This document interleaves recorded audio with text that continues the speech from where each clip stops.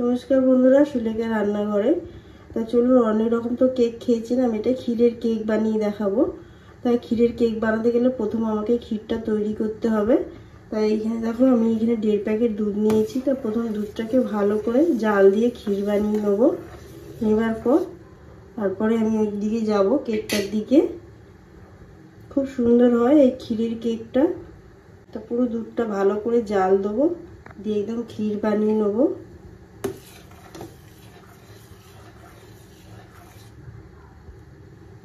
ক্ষীরটা ready, আর একটু বাকি আছে। আর এখানে অল্প একটু গুঁড়ো দুধ দিয়ে দিচ্ছি।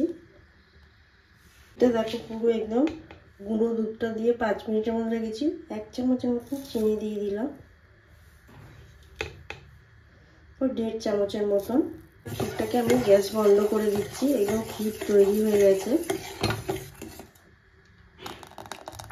বন্ধ করে দিলাম। দেখো, ক্ষীরের কেকটা বানানোর জন্য এইখানে দেখো আমি বাটারটা গরম করে নিয়েছি। তাতে দিচ্ছি, এটা দিচ্ছি 1/2 কাপেরও কম 200 গ্রাম টক দই। আমি গুঁড়ো করিনি, তো এটাকে ভালো করে ব্যাটারটাকে মাখাবো।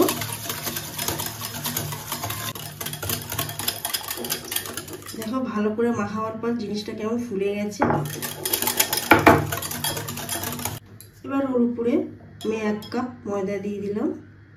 এখানে এবার আমি উষ্ণ দুধ দিয়ে দেবো, গরম করা দুধ। ঠান্ডা করেই নিয়েছি। দেখো, 1 বাটির মতো নিয়েছি, জানি না কতটা লাগবে। আস্তে আস্তে দিয়ে দুধটাকে দিয়ে মাখাতে হবে।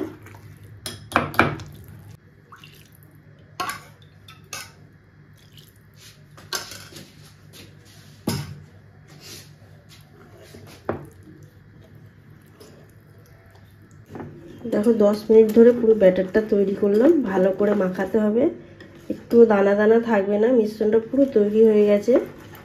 একটু ভালো করে মিশ্রণটাকে একদম মিহি করে ভালো করে এইভাবে বেকিং সোডা আর বেকিং পাউডারটা দিয়ে দেবো। এটা বেকিং পাউডার দিলাম, ওটা বেকিং সোডা দিয়েছিলাম। তেল দিয়ে ভালো করে বাটার পেপার দিয়েছি। বাটার পেপার না থাকলে এমনি পেপার দিয়েও হবে। দিয়ে এটাকে আরেকটু মাখিয়ে এবার আমি ঢেলে দেবো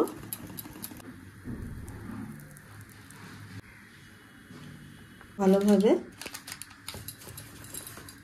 কড়াই নিয়েছি, নিয়ে আমি এটা জেলে দিয়েছিলাম, সিমেই রেখেছি। গরম হয়ে গেছে। এবার এটাকে আমি আস্তে করে বসিয়ে দিলাম। ছিদ্রটা বন্ধ করে দিচ্ছি। 15 মিনিট বসিয়েছি, কতটা ফুলে গেছে দেখো। কেকটা আবার আমি একটু খুলে দেখছি কতটা ফুলে গেছে, বুঝতে পারছো। একটু কাটি করে দেখলাম। তা দেখো, এর গায়ে একটু লেগে নেই, তার মানে পুরো রেডি। আমি এবারে গ্যাসটাকে বন্ধ করে দেবো। পুরো আধ ঘন্টা লাগলো। তা গ্যাসটা বন্ধ করে দিলাম। এবার ঠান্ডা হওয়ার পর তারপরে ক্ষীরটাকে মাখিয়ে দেখাবো কীভাবে ক্ষীরটাকে মাখাবো। তা কেটে একটু দেখাচ্ছি।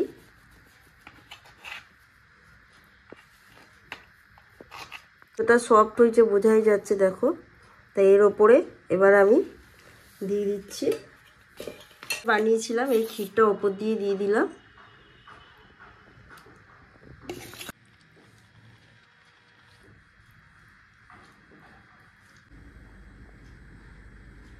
তো দেখো, ক্ষীরের কেক বানানো পুরো রেডি, সম্পূর্ণ সাজিয়ে ফেলেছি। কত সুন্দর দেখতে হয়েছে। আপনারাও বড়দিন এরকম একটা ক্ষীরের নিরামিষ কেক বানিয়ে দেখো, খুব ভালো লাগবে। বাচ্চার থেকে বড় সবাই খেয়ে খুশি হবে। আর একটু কাটছি, কেটে দেখাচ্ছি কত সুন্দর হবে জিনিসটা। ছোট একটুখানি কেটে নিলাম।